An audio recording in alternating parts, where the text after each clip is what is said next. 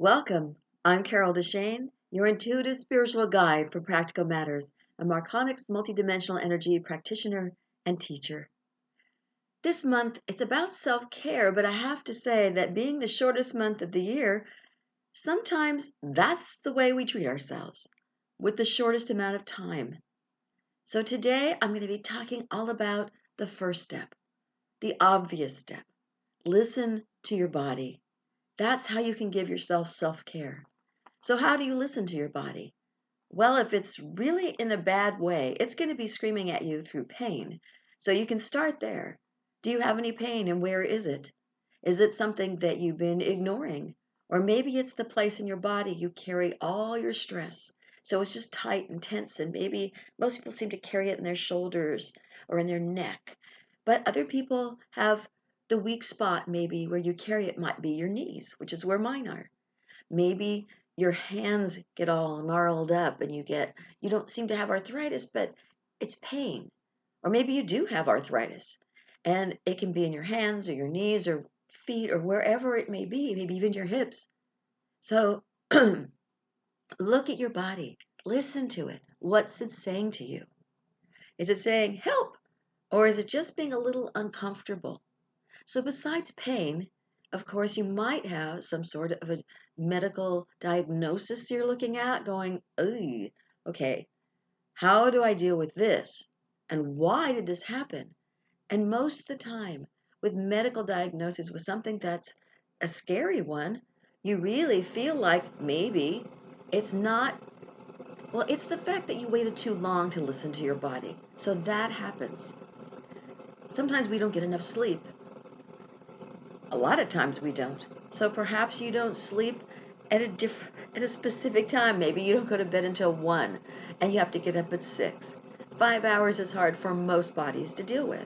Not everybody. So look at how, let's put it this way. If you were retired, what would be the hours that you would sleep? Would you be in bed from 11 to 6 because that's what you always did when you were going to work? Or would you love to stay up later and sleep in? That's my choice. What is it about your sleep pattern that doesn't work for you? So look at your sleep pattern and then look at what you're eating. If you're craving certain foods, something's missing in your diet or missing vitamin wise in your body. You don't crave sugar unless there's a reason for it. You don't crave protein unless there's a reason for it. I have someone I know who craves peanut butter and jelly sandwiches all the time. And it's because the peanut butter is the protein that she needs because she doesn't eat anything that's particularly good for her. But the peanut butter, while it's still got sugar in it, it will do more for her. And the body's going, well, that's the only way I get protein. Give it to me. Look at how you eat. Not, again, not everybody is the same. Some bodies will like more a fish diet. Some will like more vegetarian diet. It's not that you need to be vegan in order to be healthy. It means, what does your body need? So listen to your body. And if you're craving certain things, find out what they are and then do some Google research. Figure out why your body is feeling that way. Talk to your doctor, although a lot of doctors don't necessarily know, but nutritionists may. So check out different ideas, see what it is, if it doesn't hurt you to experiment. In other words, if you want to try certain vitamins or something, and maybe that'll shift you, or try certain foods that you normally don't eat that might stop those cravings. But see what it is that works for you, because obviously I can't cover everything here, and I'm not a nutritionist. I'm just saying, listen to your body. It makes all the difference. If you look at all the different things that your body deals with, the stress, the exhaustion sometimes if you're doing certain things, figure out what it is that it's trying to tell you. Is it saying, get more sleep? Is it saying, come home, put your feet up, and let go of the stress? Find something you love to do so that the body goes, oh yeah, stress is gone. And that goes into some of the other ones that I'll be talking about. Because the other ones coming up are listen to your mind, listen to your emotions, and listen to your spirit. Perfect for shows, right? so that you get each part of your being that you're listening to.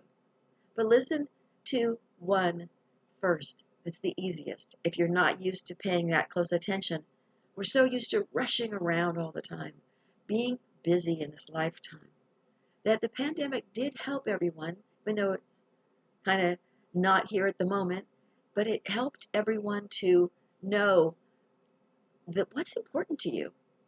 And if your body decided to act up then, it's because all that stress from the time you've been dealing with before suddenly acted up and went, huh, now you're paying attention. You have no other choice and maybe not much else to do, so here you go. Now I'm sick.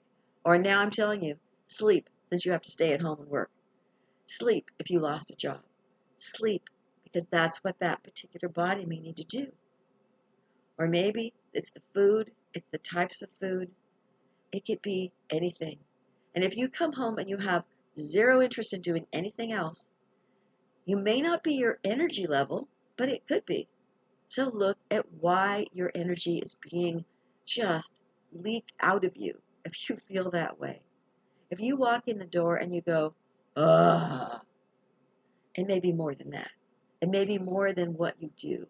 It may be your home and the feeling behind your home. So I'll talk about that at another time. But realize that if your body, if you're connected to your body in any way, shape, or form, you're going to know way in advance before you get sick most of the time. Because if you're connected and you're listening and going, whoa, okay, that's interesting. I coughed up some phlegm and I normally don't. Well, what color is it? I'm blowing my nose. Oh, well, that's strange. I normally don't. I normally don't sneeze or normally don't cough. What's happening with my body? Maybe your stool looks different and it doesn't normally. Is it what I just ate or is it something that's something I should look at? Just pay attention. Even your fingernails can tell the difference. Your hair, is it growing longer? Is it getting thinner? Are you letting stress get to you? When I have a huge amount of stress, my hair starts falling out. All of a sudden, it's thinner and I have really thick hair. And that makes me not happy. It's like, well, what am I doing that's causing the stress? But normally by that point, it's really obvious. I just didn't know until the last 5 years or so that my hair actually fell out when I got that stressed out. So when you find what it is that causes you stress, when you look at your body and your body's going, oh, or your hairdresser says, guess what? Your hair's falling out. Look at your life and see how it's impacting your body, how you can make your life better, more joyful, to help you and your body to be more joyful. So it's at a premium because in this body, at least, you're only here for so many years on this planet. So while you're in this body, nurture it, love it, thank it, be grateful for it, whatever shape it's in, because it's your soul carrier, right? It's there holding your spirit, allowing you to participate on the earth planet in 3D or 4D form. So listen to it, allow it to talk to you, and pay attention. If something looks different, or if something long term has been telling you, hello, got a problem, and you haven't been paying attention. And sometimes we don't know what to do about it, and we have to try different things. And like I said before, you can always go to your doctor, have tests done, but sometimes it's beyond them. So figure out what you need, when you need it, and see what you can do to help your body, to help you, so that you can live here in a more joyful, relaxed space. Because especially pain or any kind of disease, they sap you. They pull your attention away from what you really want to do in this life. So listen to your body so that you can have a more joyful life. If you like what you hear, please do subscribe to my YouTube channel. Again, my name is Carol DeChaine. If you'd like to know more about me, in the show notes, well, the show notes, all of the description underneath this video, you're going to see a bunch of different information, including my podcast, as well as my business, Connect to Joy, as Connect, the number 2, Joy. And there you'll find information on spiritual coaching for practical matters, so you can really dig down, figure out how you're feeling and how you can move forward with your life in the way that you want. And then I also do intuitive readings and energy space clearings, and of course, Marconic multidimensional energy for your spirit, your body, to align all of your being together, and ascension purposes, of course, as well. Until next week, I hope you do everything you can to help yourself live a more joyful life.